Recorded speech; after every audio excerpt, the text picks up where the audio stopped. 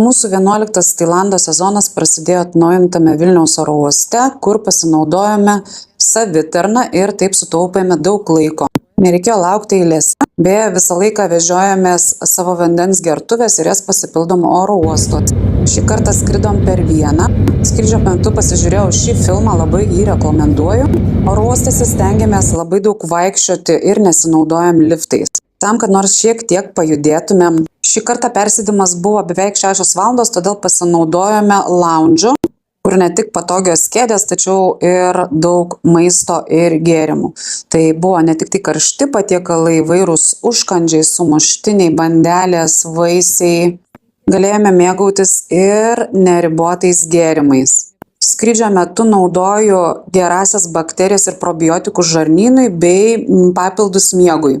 Šį kartą buvom užsisakę maistą be glitimo ir tuo labai džiaugiamės.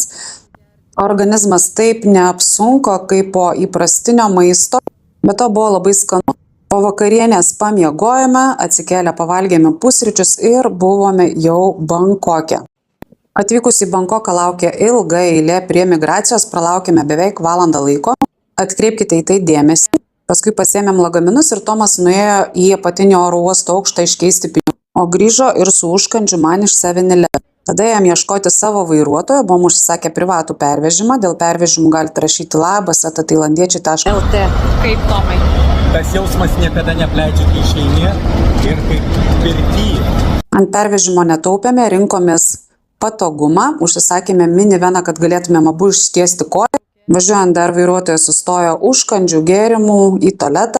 Pasidėjom daiktus viešbutyje ir ėjom vakarieniauti. Vakarienė nebuvo tokia, kaip tikėjomės, ne viską atnešė, ką užsisakėm ir kaip užsisakėm, bet pavalgėme skaniai. Valgėm raudoną karį, papajų salotas ir vištieną su tailandietišku baziliku.